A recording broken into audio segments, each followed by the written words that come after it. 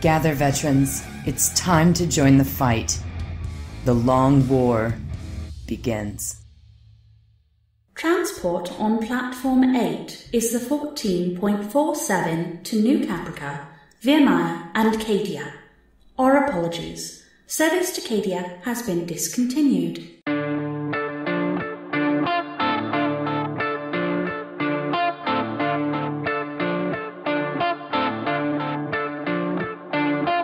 This is The Long War. I'm Robbie B. And joining me once again are my partners in crime, Kenny Boucher and Stephen Four. What's up, guys? Yo, dog, great to be here. Yo, what's going on, everybody? So we're what, 2 weeks? 2 weeks in FAQ? I believe we're approaching the 16-day mark. I think day 16.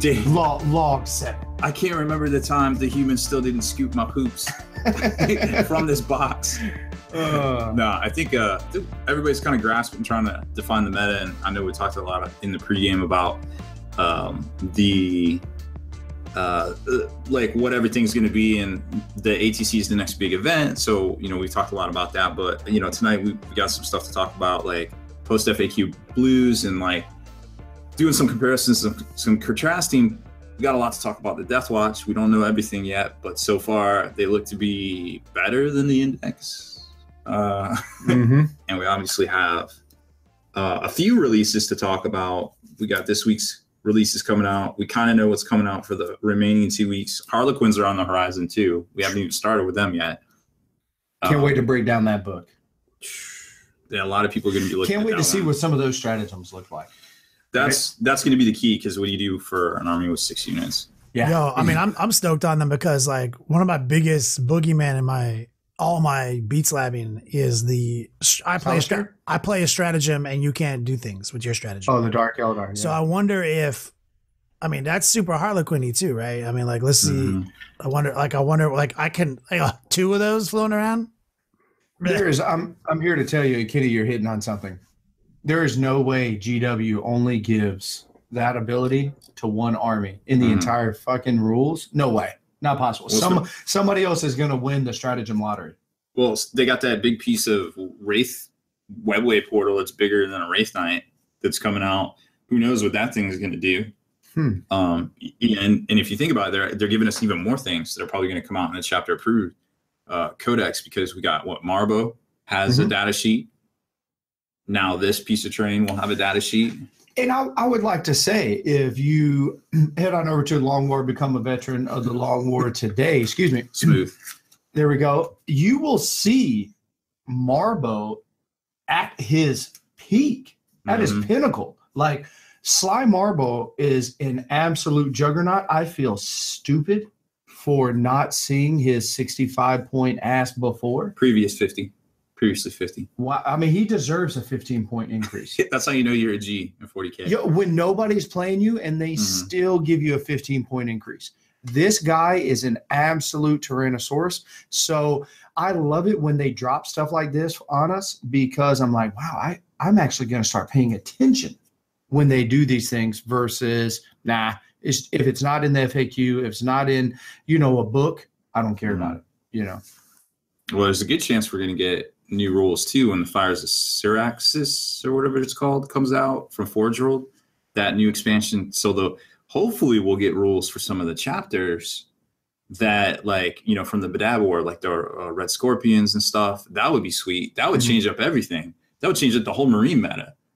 Think about it. Like, if you start getting new rules for Marines that apply chapter wide, that would be pretty legit. And there's tile stuff in there, and I think there's going to be Mechanicum too, and hopefully that hits at the end of July.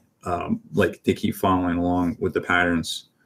I feel like they have a spreadsheet. They're like, okay, this month we're going to put out something like this. And there we go. And they kind of understand that everything can't be a home run. So they sprinkle in. I would. I like how they're doing that with the Blood Bowl and the Necromunda stuff. Like this week, those are the big releases, along with some of the Deepkin. Next week, we're going to see the Deathwatch come out and a Deepkin release. And we still have 2 more Deepkin releases to come out, which are going to come out the following week with the Harlequins, believe it or not. So Deepkin's a 5-week splash release. So I don't know. Maybe it's precedent. Either way. almost maybe not even a splash anymore. It's like a flood. Rob, I love that one dude with the octopus on his shoulder. That actually, oh man, what is that thing called? It's called a cot. I've given up on the names for those guys. It's not an octopus. I will give you his I feel like that model best represents my life. Like just sitting there holding a dagger, holding a book. Well, like I'm like, let me just take these notes down. Let me just make sure all of our finances are in order, our bills are paid, a reckoning of all of our, financials, and then this octopus with like knives and shit just fucking people up. That's like my life with Bonet. He's got like a mace. He's got like holding scrolls. He's just doing work. I just want you to know, Sharkatoothus, the guy riding the big ass shark there, that stand is not going to hold, sir. You better magnetize. You better magnetize that right now. I have played Wraith Lords back in 3rd edition. I know a bad joint when I see one. Yep, that one's gonna break. He doesn't have an engineering degree. He knows. That's right. He's got it. He's got his eyeballs. Speaking of new releases, so coming out this week, coming in hot, will be all that Blood Bowl goodness, Necromunda goodness, some more Deepkin, whatever. That's your thing. It'll be out this week. Going on pre-order will be the Deathwatch Codex and data cards, so $15 and $40.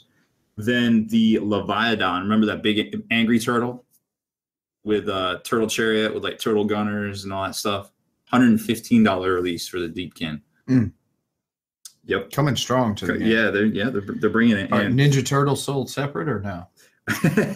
It's funny because you got the turtle, and then you have one of their characters that came out last week. Looks like Shredder.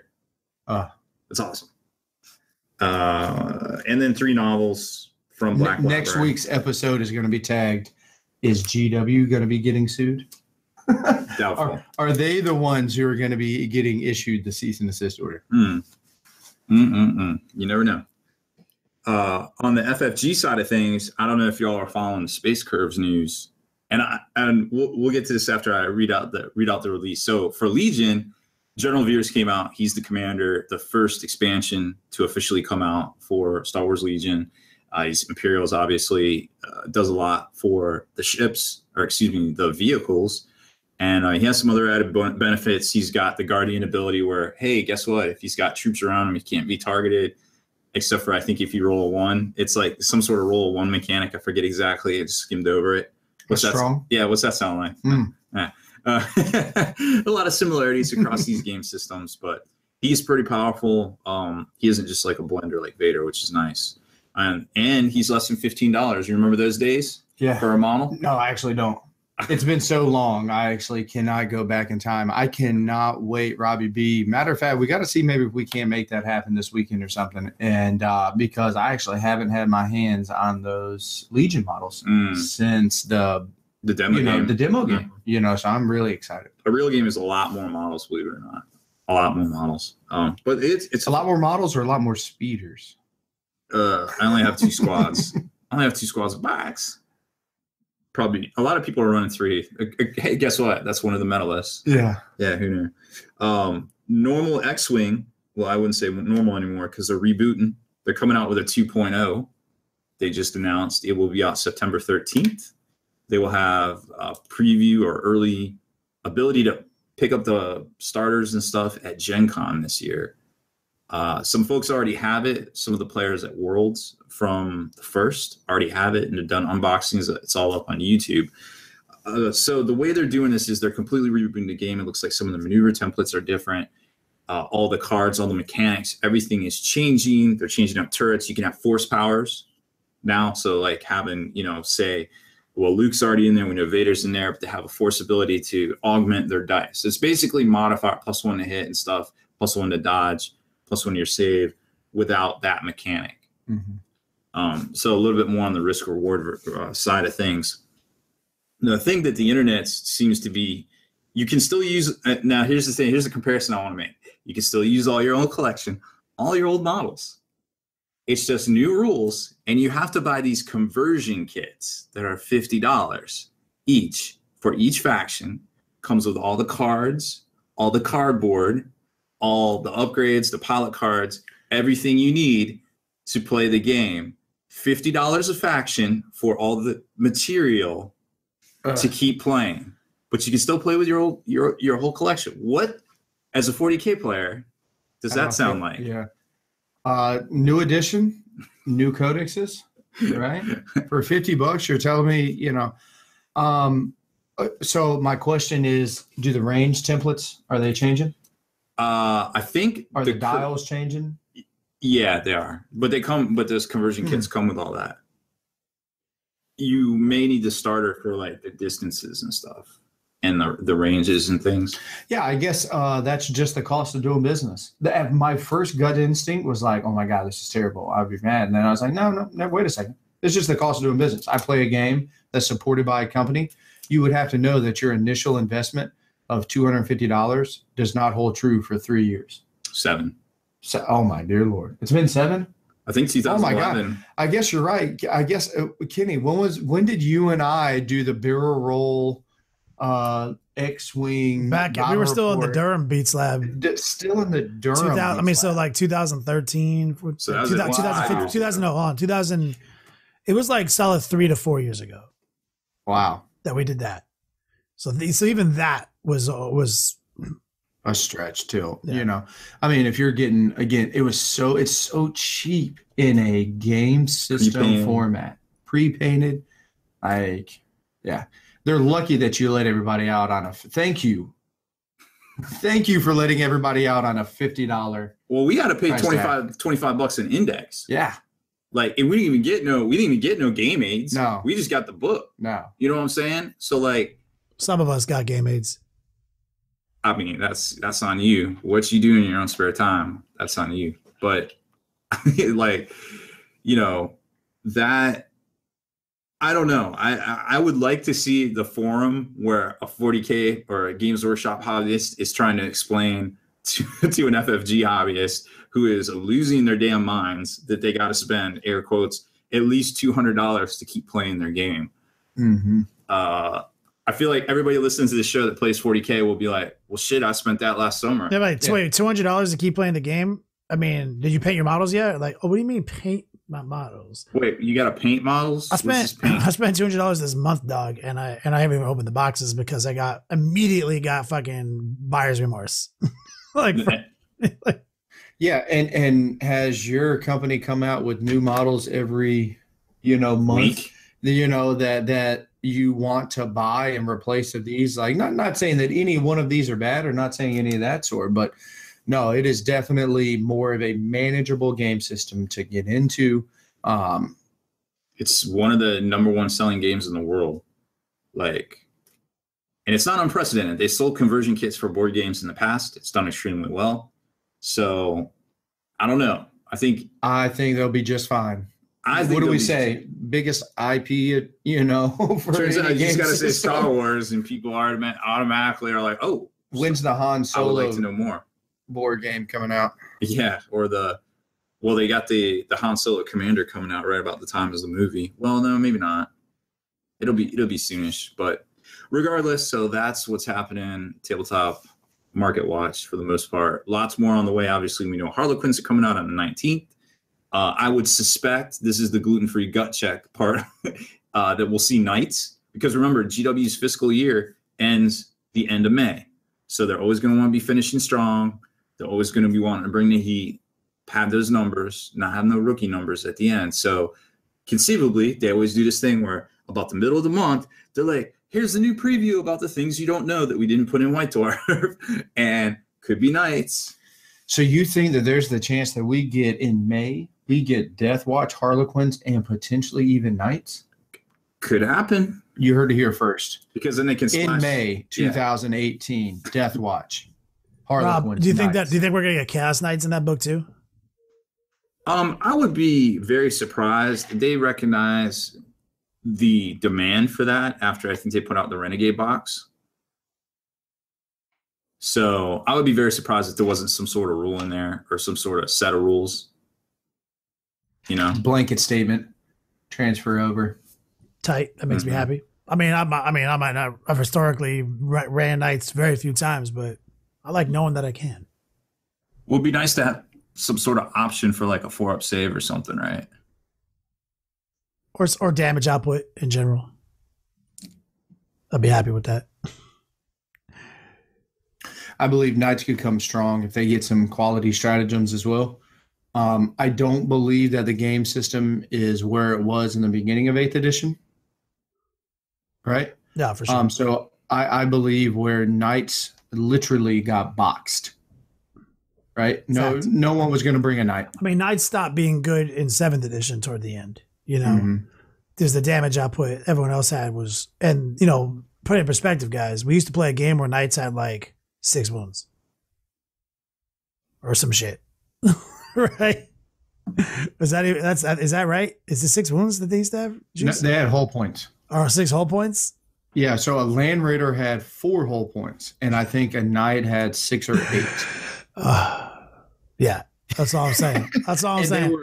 And to be honest, when they came out with that, they were OP. Dudes were walking around like, I mean, Tripartite Lance and Adamantium Lance and all this stuff. And then the firepower, the curb came into effect, you know. But I think you're right. I do believe that some of the firepower creep is toning down to where a double Gatling Knight with missile launchers on top and some auxiliary weapons, you know, for under 400 points could be acceptable with some stratagems. Juice, before we move on to the rest of our content, let's break down the ATCs, which are right around the corner. And we mentioned it earlier, I think already in this show, thelongwar.net, obviously the home of the battle reports. We have a new battle report out right now featuring Dark Angels and Astro Militarum in a post-FAQ showdown, thanks to the Wobbly Modelers. Guy, it's a hard phrase to say. The Wobbly Modelers, Josh Kinder and A-Dog Austin, were kind enough to bring some love to the Beats Lab, and it's a great game. It shows off a lot of stuff, but it was an ATC prep game. These guys getting used to the ITC rules, which are being drafted into a historical tournament that has not been win-loss for many years. Juice. No, yeah, exactly. The American Team Championship is held in Chattanooga, Tennessee this year, as it has been a couple times in the past. July 13th weekend. Also, Kenny, you ready for this? 3 days, homie. We ain't skipping out on 2 anymore. Chris and Shane and everybody has decided, and Mel, they have decided that it is a 3-day event now. We're going to play 3, 2, and 1. Wow, so everybody can get home on Sunday. Yep. So there's some discretion where it's like, why don't we just play 2, 2, and 2? You know, because still, when was the last time we played 2 games on a Sunday? That's still getting everybody out by, 3 o'clock. Yeah. And then that would bring people back to potentially. Real talk, playing 2 games on Sunday never got you home before 10 o'clock at night. No. Even if you live in the same town. Yeah, that's true. Just always go out to eat afterwards and hang out with everybody and be like, all right, see you again next year or whatever. So the only thing that I'd say is that I do love the fact that there's only 1 on Sunday. And now this is a 5-round tournament, right? With a 5-man team that is put together with a captain, right? So I like the idea of 2, 2, and 2 just because just imagine being done with your games on Saturday and Friday by 7 o'clock. Now you have where traditionally ATC is, Kenny, as you have dubbed, the hardest, most dick-stomping tournament, in our opinion, that you can imagine. You bring the 5 most hardcore lists that you can think of, and that's what you're playing, right? Mm-hmm. You can kind of somewhat shade your matchups to get around bad matchups because you're either spamming. So imbalance. So you will see imbalanced lists. You will see all-in lists because you can shade yourselves from the bad matchups a little bit. So that's why it's the Dick Stomp event. And I do like what you're saying about 2 rounds. 2 rounds is clutch while the event's happening. 2-round day, a 2-round day, and then a 1-round day, because I want to go out, drink with my boys, get some food, and then still get at least 6 hours of sleep. Mm-hmm. And that is really hard to do when you do 3 rounds in one day. So what usually happens is I don't get any sleep. So. Yeah. The one thing we were saying for Sunday this year is the fact that what happens when the tournament is decided on the last round, right? Who shows up to it? So we'll see. But the talk among some of the community is that on Sunday there isn't going to be the bodies potentially in the room because, if you don't have to, you're not going to show up. If you're out of the hunt, if you know this and this, out of the 55 How teams, is that any different than any other ITC event where it's, you literally see, we've been to them. There's like supposed to be 200 people here. There's maybe 50. Yeah. Well, it's just big just because you wake up. If I can interject though, it's that's just where it's going. Like win loss. Yeah, that's true. Brackets, win loss. Every other sport that I fucking follow, it's win loss. You get all these points in the game, but ultimately, did the Panthers win or lose? Juice lost. You know what I'm saying? Close game. And so at the end of the day, it's going to go to this model. And same thing with esports. I love Street Fighter. I always compare it to Street Fighter, right? You have the semifinals, quarterfinals, finals. Then you have losers bracket, and then it's just the name of the game. So as people get eliminated from the event, they stay as spectators, maybe drink, hang out with people, go home early, whatever. That's just the name of the game. It's not the old days anymore, because where tournaments were straight up like a hobby, like Love Fest. That's what we do. That's what the Long War does. That's what we bring. When we run the Long War doubles, we bring 50% hobby score, 50% battle score. No one leaves early. So that's a different event though. You're ready for this now. I believe with the hobby tracker that has been launched, right? And this is an ITC event. Guess what happens if you're coming to the event and you're trying to get your hobby points? A drop would eliminate you, right? You're actually not going to get scored the way that you want to be. So I am loving the fact that we are able to see that app that we use at Adepticon for Long War doubles into full effect for the rest of the foreseeable future to the magnitude that it should be. It should be compared to as big as a win-loss, as big as a kill point or a battle points tournament, anything else, utilizing the hobby tracker. So I think it's only a matter of time till, we've done all this work. We brought hobby back. We're keeping hobby strong now. It's only a matter of time till we see, where you've got all the factions for 40K or for ITC, you're going to have best hobbyists in each faction. Absolutely. Stuff like that. It's all going to trickle down and people are going to be more respectful. I talked to a guy today. I was at a store and he came in and he just moved to the area and we talked and he was like, it's great to not see all these plastic armies on the table. Gray models. It used to be an issue. And you see them from time to time, you still do. But overall, it's not like the epidemic that it was 4 years ago when we started this movement. And, it's just a really good thing to see the community adopting it. GW is going to come over the top and make it a priority. So don't even twist. I don't agree with if they restrict it to GW only models. I think that's a little too draconian. In their official events, I guess they have purview, but I think overall restricting it to their models only is a little heavy-handed. When I'm sure we'll talk about that when it happens. But that writing's on the wall too, I'm sure. But overall, it's great to see. And now that we have a legitimate way to score it, it's cool. No doubt. If you guys don't mind, before we flip the script, Juice, if you have one more thing to add to this before we go to commercial break and then start breaking down this episode so we can stay on track. Oh, absolutely. I just wanted to touch on the ATC is there. And then let's not forget the ETC will be kicking off about 19 days after the end of ATC.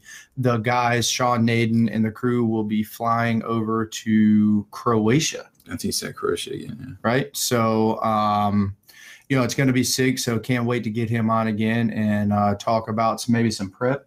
Some things that are coming up. Completely different meta thinking, everything. You'll see the same top list, but you also see three more. That's right. Same concept of a 5-man team event, except the fact that it's 8-man, as he spoke about, and with a coach and no Forge World and 4-hour rounds and language barriers. And that's probably why there's 4-hour rounds. You need some training on how to draw schematics. I can show you. Robbie B tutorial next week launching. How to draw schematics. How to break the language barrier using schematics. Breaking the language barrier is secretly easy. For anybody who might be confused right now, Sean Naden was our special guest last week. Legend in this community, a very solid pillar of both hobby and competitive play. He's a true Renaissance man. We'll definitely plan on having him on the show real soon as we start getting closer to ATC and ETC. So we can start bringing some of these amazing events to the forefront, cover them with a little bit more detail than we have in the past. But anyway, let's hit that commercial break, guys. And then let's talk about these death watches. Finally, the Long War swag is here. longwarswag.com, the official home of Long War merchandise. We've got a range of merchandise exclusive to the Long War brand, Next Level Painting, and Spikey Bits.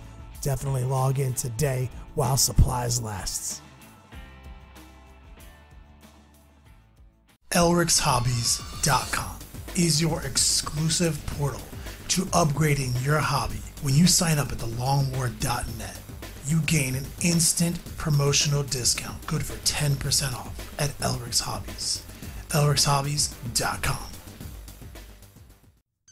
Dear veterans, quickly, make your way to thelongwar.net and find out how to reap your hard-earned spoils of this long war. For our allies at secretweaponsminiatures.com have rewarded us all with an extra 10% discount on all Secret Weapon Miniatures merchandise. So stock up, dear veterans, and enjoy.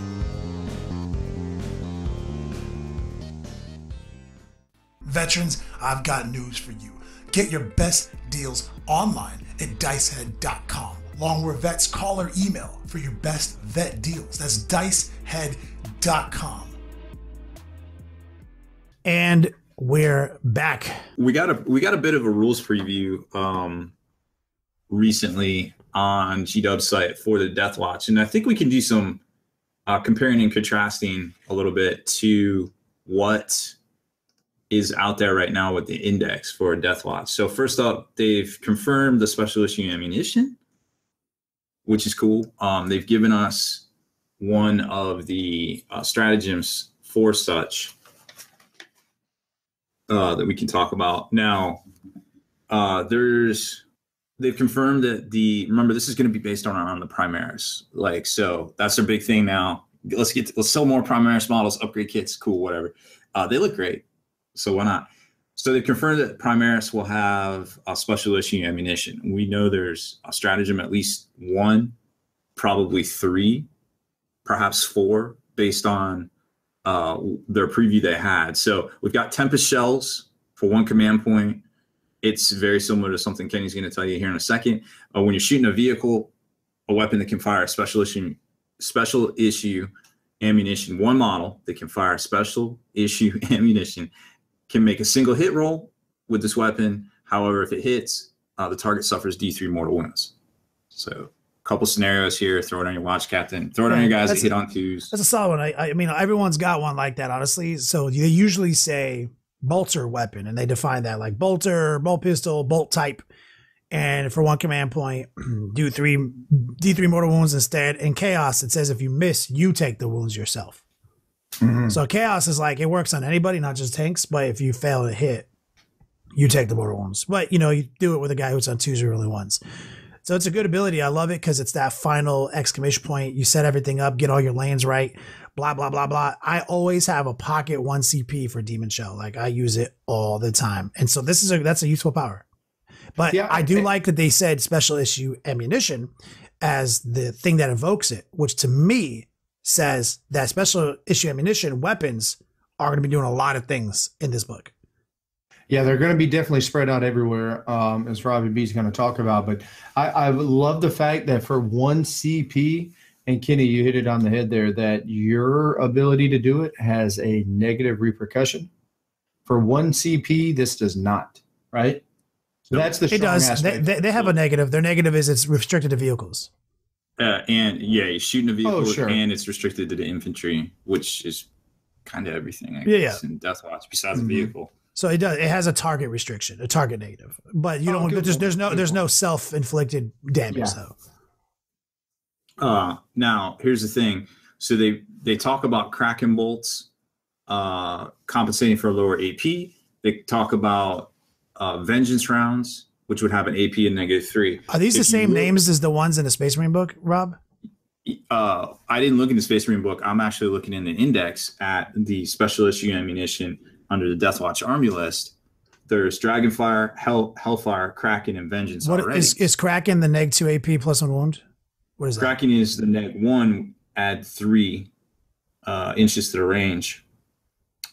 Vengeance is subtract 3 inches, improve AP by 2. Dragonfire is add 1 to hit rolls when targeting and cover. And Hellfire is always wounds on a 2-up except against vehicles. Those are some solid fucking rules right there.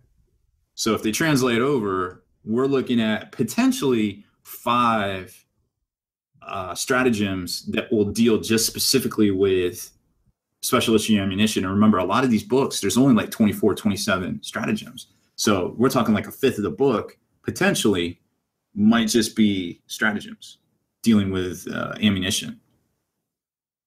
Yeah, that'd be great for an army considering that there isn't as many units, right? Mm-hmm. And I love the fact that a lot of this stuff is going to the Primaris because in my opinion right now, you ain't playing Primaris unless they're dark green with Azrael somewhere nearby.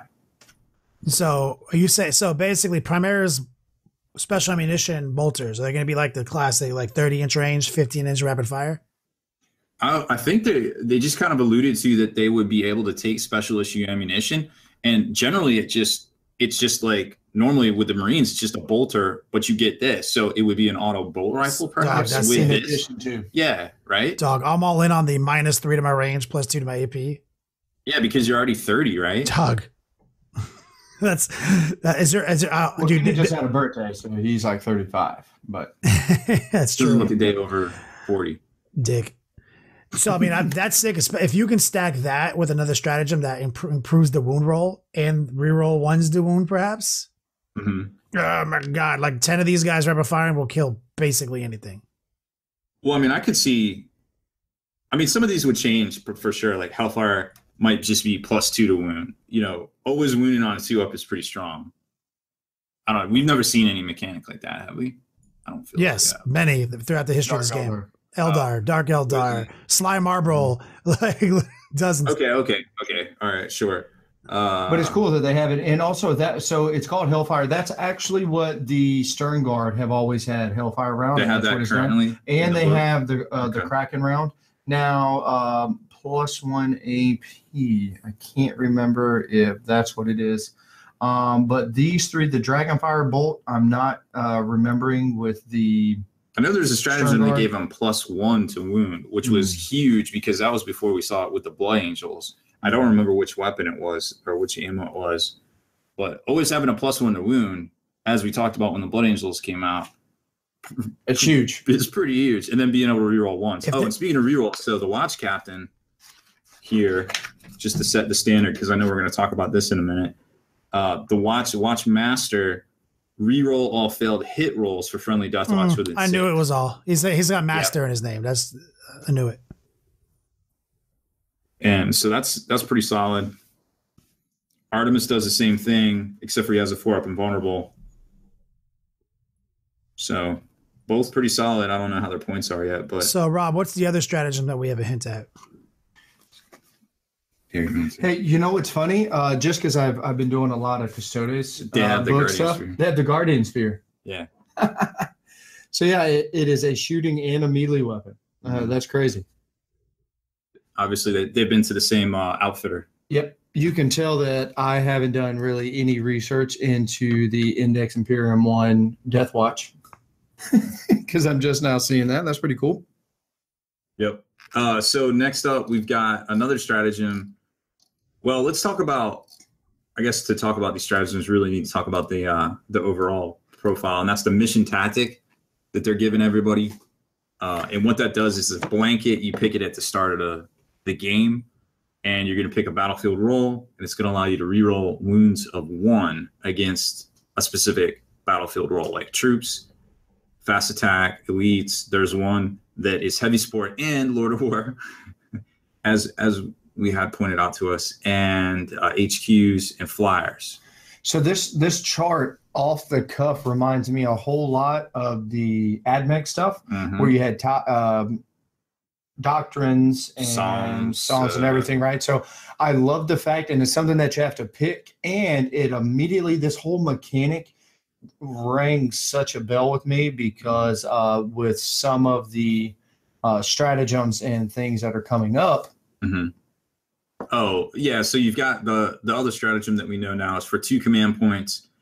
You can change it at the start of any of your turns. So say you need to switch it up because you're going to target something different. 2 command points, you can do it. If your warlord is a watchmaster, and we already talked about how conceivably strong he is, not withstanding points costs, then you can use the stratagem for 1 command point instead.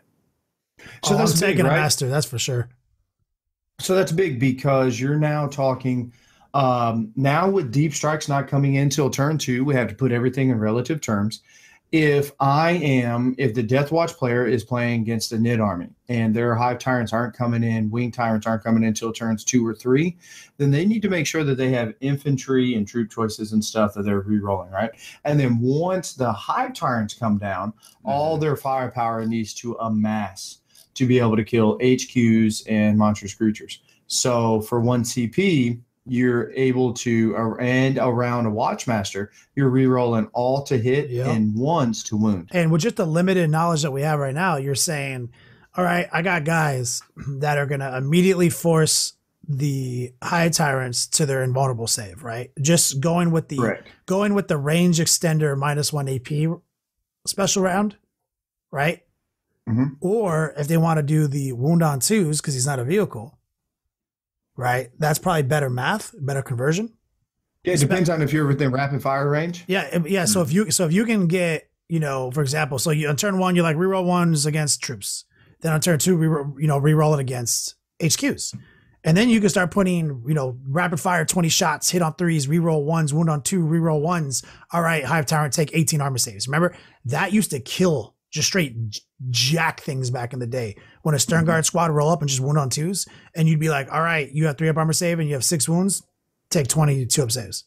Yeah, because at that point, because of your resources, you're using your mass number of shots. I use this analogy all the time.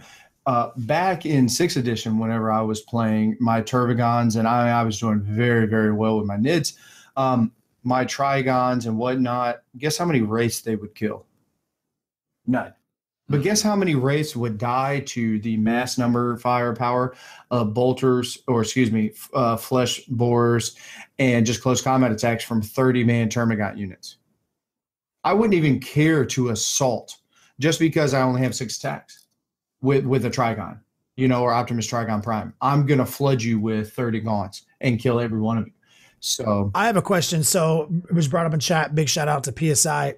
Primaris, they do have the -1 AP natural to their bolt rifle that they purchased. They have to purchase bolt rifle. You have to purchase that now. So when you buy this, when you use the special ammunition, is it adding an AP or giving you an AP? Is it saying like you wound your profile is 1 more AP? Oh, and it's in here.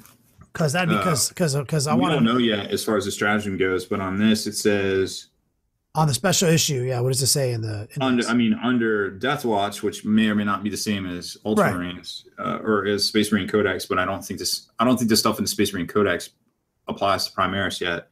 So in here, Kraken Bolt just says improves the AP of the attack by 1. Yeah, that could be deadly. So right out the gate, it goes to 2. But my concern right now is that what is the name of the bolt rifle that they have? Auto bolt rifle. So that's not underneath the special issue ammunition in the index. Is right? Actually, the -1 is bolt rifle. It's not auto bolt rifle. They come with an auto bolt rifle. You have to upgrade to bolt rifle, I believe. Oh, okay, cool. Is bolt rifle in there? I'm sure that bolt rifle, or it says bolt gun, bolt pistol, bolt gun, twin bolt gun, stalker pattern. Oh, you do have to upgrade to the stalker pattern. The Primaris do. Okay. So there it is. So the Primaris will have to actually take a different weapon. Yeah. To be able to do this. And so they'll have to or they have to choose. I forget. They have the option to take the stalker. I think they have to pick one or the other because each of the kit comes with the different drums. Mm-hmm. So to have access, you're gonna have to drop your -1 AP gun to have the stalker to take advantage of these new abilities, which most of them have an AP buff on them. And the one obviously that I'm the most interested in is the wound on twos. Like again, in a lot of situations is going to just do the Lord's work, especially with these mission tactics that let you reroll ones for a fucking, whole chunk of someone's army. Dog, let me just say, you know what happens to 40 cultists when a dude's got 20 shots that hit on threes, reroll ones, wound on twos, reroll ones? That's you kill 18 dead 18 dead cultists just from those 20 shots. 20 shots, yeah. Yep, 18 sounds about the right number. Like, that conversion is insane on clearing out trash. That's how many CP you had to use to make that happen and kill those guys. None. And then when you have, so it's not like if you had 3 of those units, you would just pick up, 54 cultists, because you're not using once a turn stratagems. How many things in the game right now, that's what everything's based off of? My Hive Guard double shooting. And let me tell you guys a fun story too about my experience at Broadside Bash Juice. So that's the closest game I had was the final game against that balanced Space Marine army. We talked about it last week. I played a guy, a really cool dude. I believe his name was Steven. He obviously it was cool. Obviously cool. And he had just a dope balanced Space Marine army. He had 20 Stern Guard. He had attack bikes. He had 3 burly shield captains on bikes. Space Marine shield captains. He had a Thunderfire cannon, 3 venerable dreadnoughts, a drop pod with 5 dudes, but it was all clever. The drop pod with 5 dudes is behind enemy lines. That's to get the 2 units back there. He had all these little clever, and he had 5 units of scouts. He got to we were both doing good. This is basically who wins best general wins this game. Right. And he took me, it was down to the wire, dude, with this balanced army. And let me tell you, the thing in his army that hurt me the most wasn't the 3 beat sticks on bikes, wasn't the Thunderfire cannon, the dreadnoughts that I killed on turn 1, the bikes that I killed with decimators, super easy. Wasn't any of that shit. It was goddamn 20 fucking Stern Guard walking around like hobos. He's like, he had a drop pod. I was like, oh, you gonna throw him a drop pod? He's like, almost never. I was like, that's weird. He's like, you'll see. He's like, these dudes with their extended ranges and stuff like that, they're all about walking fools down because no one wants to shoot them because you want to kill my easy to kill dreadnoughts. You want to kill my biker dudes that I leave out there for you to fucking try to engage. You want to deal with that drop pod I put in your backfield that is getting me points every turn. You're just like, oh, fuck these, those 20 Marines. What are they going to do? And then all of a sudden they start doing it. He's like, oh, let me do the -2 AP round. And decimators are dying. He's like, let me just do this round. Oh, pick up 20 cultists. Literally they were the problem. And I was like, Stern Guard, just some hobo Stern Guard at a fucking major ITC event, grand tournament, 5 rounds, playing me for best general. And I'm like, I believe in those units and I'll get behind those units. If Primaris can do it, and they have 2 wounds, and they can be in cover, and they can have a 2-up cover save. Holy fuck, dude, that's a problem.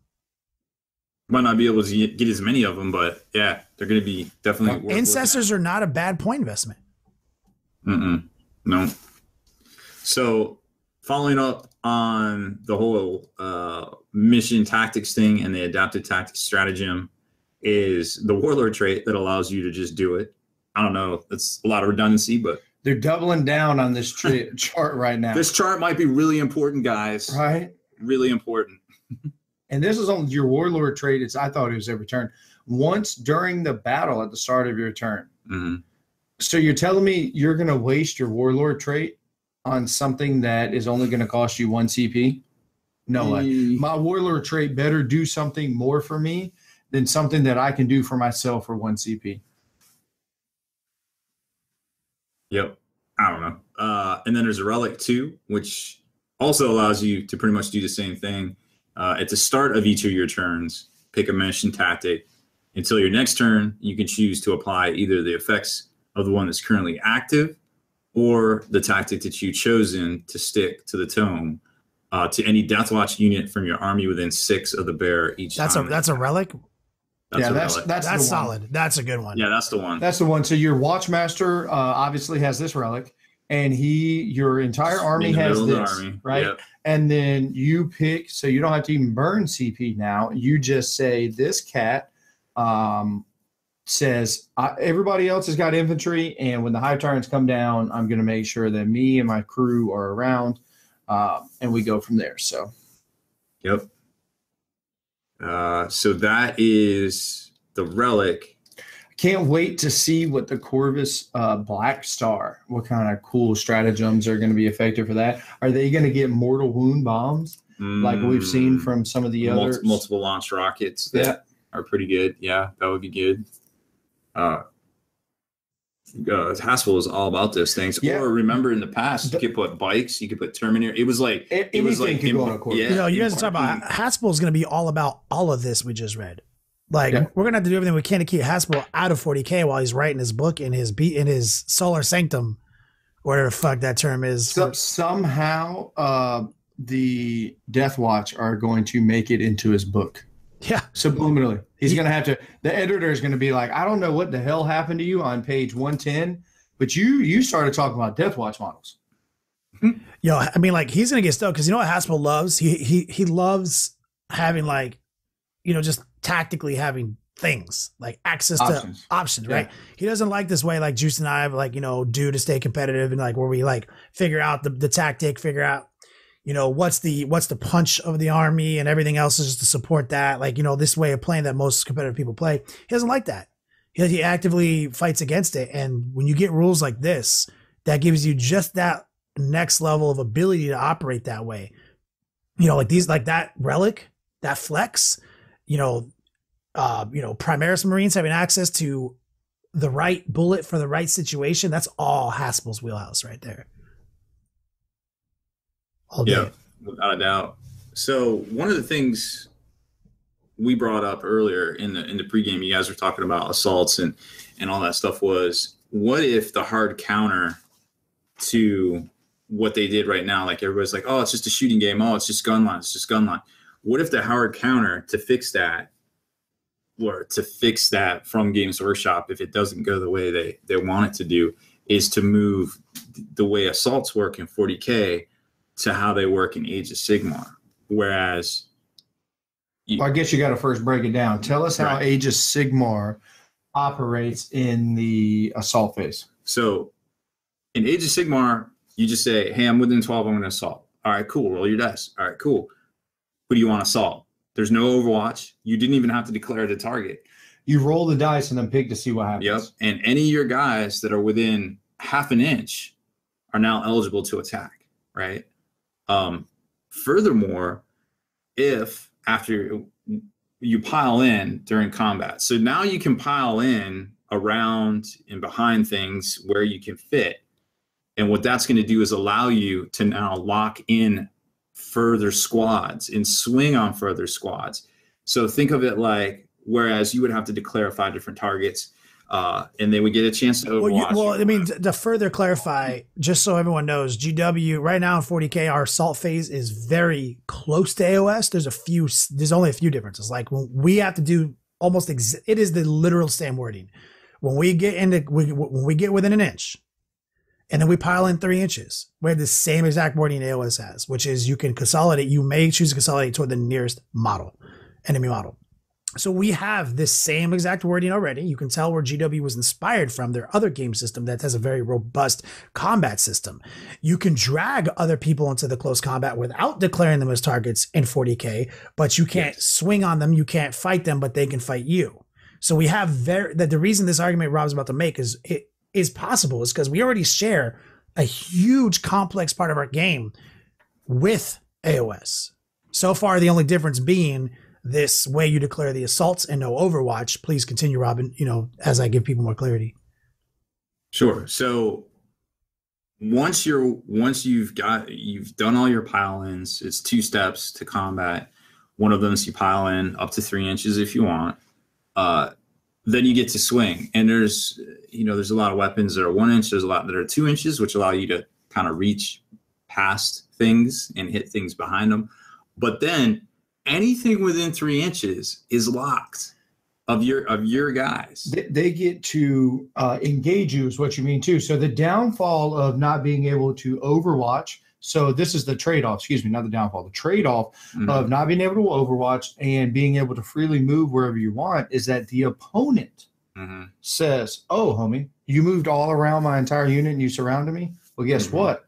Now you are within 3 inches of basically my entire army. So now me as the person who you just surrounded, I get to activate, right? Because I am within 3 inches of you. But then again, that's also how it works in 40K juice. Right. If you pile in to an enemy that you didn't declare as an attack, they get to attack you right away, like in that turn. But it's not 3 inches, right? Well, no, it's not within 3 inches. You have to still be. You have 3 inches to get within an inch. So the only difference is the length. So the distance required to engage so far, and no Overwatch, and the way you roll the dice. You roll the dice. And let's say I really want to get to those broadsides back there, and that's 9 inches, but I only rolled a 4. Luckily, there's some crew 4 inches away. So, I'm still GG. So, like, those are 3 major differences for sure. And one of them is way stronger. Like, obviously, the AOS system is a lot more close combat favor, right? That, like, obviously, the second you say I can't Overwatch, and it's way harder for you to fail declared charges, that gives the pendulum to the assault people, right? And then I can engage more percentage of your army because I get 2 extra inches essentially of engagement bubbles. Swings that pendulum. So yeah, the engagement bubbles basically 3 inches in Age of Sigmar, because you can't actively move within somebody, within 3 inches of somebody, and if you start within 3 inches of somebody, you can't really do much at all, except for a fallback is obviously an option. But another major AOS advantage is that you can shoot in close combat in AOS. Yeah. But it's not a shooting game, so the shots aren't that great. But we have that mechanic of 40K too if you have pistols. Yeah, pistols. Pistols shoot in close combat, right? Smite happens to close combat people. It's like all that shit. You know what I mean? So we already have some of the mechanics. So Rob, why would you be pitching this? Like, why? What possible reason do you think we would possibly need this type of bonus to an assault force in Warhammer 40K right now? Well, because it's a risk versus reward thing. If you're already making it so hard for assault armies to get across the table because they're getting shot up, then when they do arrive, their footprint becomes fundamentally bigger with little shenanigans and stuff we've talked about in the past, like getting around things and getting through things in the assault phase. You're able to lock down huge swaths of the army. And remember, there's all different size bases too. You're measuring from those bases. Now, there are some things about AOS that's completely different from 40K, sure. But this is one of the things that's similar yet different. But if you applied it to 40K, it would have a large, almost like an equalizing result if shooting got too out of hand from the new FAQ, in my opinion. Also, to be honest, I'll tell you this much too. Do you know how sick I am of rolling Overwatch one way or the other? Mm-hmm. Like at the end of the day, like not most of the times, unless you're down to spend resources, who gives a shit, right? Like there's only some armies that can do it. Like Astra Militarum, for example, has an ability to Overwatch on 5s. And depending on what unit that is, if you have the Relic Acadia or for Vengeance Acadia, now you're hitting on 5s, rerolling all to hit, rerolling all to wound against Chaos, right? So, I mean, in some aspects, so this is the rabbit hole that we found ourselves going down is, well, what happens if we just get rid of all Overwatch? And then upon Kenny's conversation, with a good buddy of ours is, what if you just say that Overwatch is now a resource based, right? Mechanic instead of necessarily for free. It's for everybody. Yeah, instead of something that just happens because free and everybody has access to it exactly the same way, even though cultists are little scrubs that hit exactly as well trained as Marines, who hit exactly as well trained as Tau. It's like it's so sweeping, so lack of flavor the way Overwatch works right now. Like everyone's just exactly as good as everyone at this type of shooting. But when we're shooting other times, like these guys are totally still scrubs, whereas these guys are super good, right? So right now it doesn't have any flavor. It's vastly a waste of die rolls. And it's for free. It's almost like it's a lazy, at this moment, it's a lazy holdover. So the pitch is make it a resource. What's the number one thing we have is resources? Command points. What do you spend command points on? Stratagems. Overwatch stratagem is our current pitch. And we talked about it briefly in the webcast. We don't know how it would work, but to summarize, you would pay command points in some point in the game. The negative would be either the amount of command points or the sacrifice of shooting to be on Overwatch. And this unit, this single unit, gets to just make that fucking full shooting action. Not like some hit on 6 bullshit. He gets to be as good as he is when he shoots right now. But we have some debate though. Yeah, and then also like there's quite a few stratagems. I know Space Marines have it, and most of the chapters, Dark Angels, whatnot. Some not teleport Homer, Auspex can. Auspex can, yeah. Right. So you take a -1 to hit. You're hitting on a -1, but you get to shoot for free, with a point of stratagems at a unit with resources at a unit that arrived via deep strike within, inches of you. So again, I like stuff like that. I would just like to see, Kenny, as you said, hey, Overwatch is now just a stratagem. You get to use it, absolutely. And you want to know what? So after we had this entire conversation, guess what today is and this month is, ladies and gentlemen? Cinco de Mayo. It is, yes. The whole month. The month of Cinco de Mayo. Also, it is the month that 1 year ago. May 4th. May the 4th be with you is also this month. Oh, yeah, that one too. But this is like the best month in the history of ever. Okay. So third thing on the list is the fact that a year ago today, one of our great friends pointed out that 1 year ago today, we released shows and webcasts and battle reports showcasing how we truly believe and outlined for weeks on end how Dreadnought should just have toughness values. We dove down the rabbit hole even further, saying Venerable Dreadnought should have feel no pains. That, Kenny showcased how if this is toughness X, then a battle wagon should be this, a truck should be this. And guess what? We're all right. And we do not have secret intel from GW. We are not playtesters. We are just so it's a year anniversary of the publishing of our battle report where we play tested these, put our money where our mouth is on YouTube. Yep, the tropical dreadnoughts. So they're on YouTube right now. You can see it's a year ago, guys, where we not only did we speculate vastly on our podcast about how you could do this, we did 2 battle reports that took 5 hours each to create with 3 people. So 15 man hours on the ground in the Beats Lab in North Carolina. Then me, 4 hours to edit, hours up to upload. We're talking 20 man hour, 40 man hours to put our money where our mouth is, just to do a play test and show the world our evidence, right? Just how we do. That's a year anniversary. And here we are, right, Juice, 8th edition? And it's happening. So there's only one thing to be said now. A year from now or less, Overwatch will be gone. It will either follow the same mechanic as Age of Sigmar, or there will be some resource management which will allow you to overwatch specific units of your choosing at a higher bliss skill than what you're doing now. That's a fact. Take it to the bank. We are batting 1,000. Let's go. Writing 40K rules is secretly easy. .com. All day, every day. /tilde.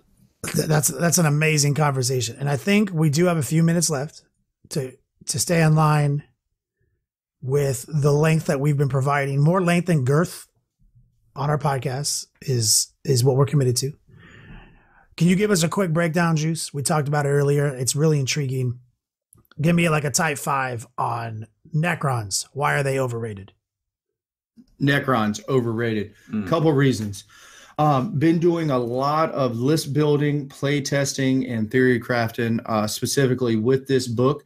I know we haven't had a chance to dive deep into it and go down through each unit like we've done through some of the other ones, Dark Eldar, for example, and whatnot. So here it is. At the end of the day, ladies and gentlemen, they have changed a major mechanic where they took away, and I can't remember when it happened. I guess maybe with the index, but it's coming really to light now, considering all these books are getting exactly what you need to be competitive in 8th edition. And in my opinion, the point cost equated to every Necron model, whether they actually have reanimation protocol or not, there is a stratagem you can use. There's a warlord trait. There is a dynasty or whatever it's called. There is something that will allow you to get some form or fashion of that. Where that comes is equated to a point value, right? That's just it. Yep. Now, so now you're telling me that the only way there is a proactive premium applied to all Necron infantry style models in the Codex because of this. I'm pretty sure that the title of tonight's show should be Grasscaster Ass Nobody Reanimates for Free. That is it. We're changing it. But so what I don't like is the fact that now the only way, and again, it's been like this in the index, or for anybody's like, oh, geez, it's been this, like, well, yeah, well, it's been shitty then, right? Like, I'm just telling you, we're only talking about indexes that come out and you want to stay competitive and you want to be in that realm, right? But so at the end of the day, you're telling me your animation protocol only lasts as long as models in that unit? Like, okay, so let's put it in perspective. Now, there are lists out there. There are things that Necrons have. So you have the ability, Oberon, Destroyers, or excuse me, the Deceiver. We have Emotech. There's all these characters that do specific things that allow you to pick up units in Veil of Darkness into your lines. They can assault you turn one, this and this. But at the end of the day, I don't care if you have Immortals. I don't care if you have Lich Guard. I don't care if you have Warriors. At the end of the day, how many models do you have? You're assaulting me at 15 Lich Guard? All right, got to kill 15 Space Marines. Uh-oh. Right? That's where we're at, ladies and gentlemen. Like, I am just not impressed. But they don't have the Space Marine point cost equated to them, right? Like, that's where I'm at. And also, 0 to 3. 0 to 3 is really hurting Necrons. I'm not saying that everybody now is going to bring, 24 wraiths. I'm not saying that that's what people were doing before.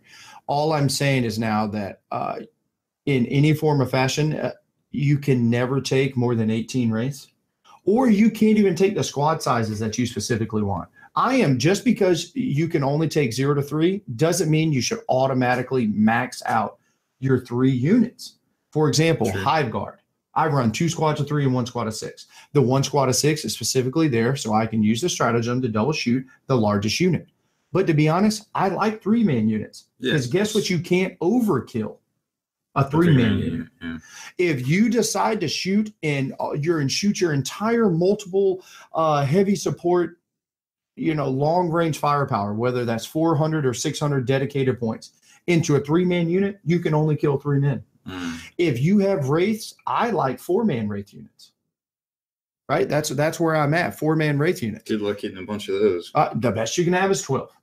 So I'm not saying that people want to bring 6 squads of wraiths or 6 squads of destroyers and max them all out. That's not the concept here. The concept is trying to find the right number of models per size to be able to do what you want. So again, you don't have psychic abilities. At the end of the day, you're only a Space Marine. So the points that are equated to you per model for the fact that you have a reanimation protocol, in my opinion, does not weigh out. And also, I just want to talk about this because I don't know if it's happened yet. For anybody who's in the local scene that's got that guy who's playing 3 Tesseract Vaults, but you got to dive deep into these words because, again, it seemed very overpowering at first. And we talked about the range and how many mortal wounds it can do. It's this big model. Well, as per the rules in 8th edition, you have to measure to the base unless otherwise stated. That is a fact, right? So now you're telling me that this nugget of information, this bulletin for the Tesseract Vault, which is this massive, massive unit. I don't know, just a normal flyer. At the end of the day, that oval, 105 millimeter oval. That's exactly what's in the center of that big ass monstrosity, the size of 3 monoliths. Once it's all pulled out, right? I don't care about that. Guess what? You got to measure your 9-inch range from 4 inches back of the actual side of the placing, of the monolith itself, because 4 inches back or 3.5 inches back, that's where the base actually begins. So, I am just here to say that I don't believe. I do like destroyers. Another thing with the destroyers, right? I just can't truly get behind in 8th edition right now with how things go. Kenny, How would you feel about your how would you feel if your obliterators could only ever do 1 wound? What if they had no chance to getting 2 or 3 wounds? I wouldn't take them. There it is. I really don't have to say much more, ladies and gentlemen. I don't feel good about firepower that is strength 5, strength 6, 1 damage. Now I know that they have heavy destroyers and I know they have other weapons and abilities to do other stuff. But at the end of the day, when most of your firepower is medium strength and one damage with a 2 or so AP, doesn't bother me. So there it is, summed up kind of. I believe that they're a little overrated. They have some really cool tricks, but at the end of the day, Necrons are always what they ever were when they had a phase-out number for anybody who didn't play them that long ago. If your entire model count was 80, your phase-out number was 20.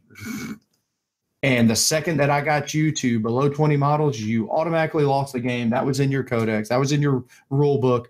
Your entire army left the rest of the battle and you lost the game. So at the end of the day, no matter how hard you believe it is, you only have to kill Space Marines. Fact. Rob, take us out of here. Make sure you head on over to thelongwar.net. That's the home of the battle reports for exclusive content, early access videos, and more. Become a veteran of the Long War today.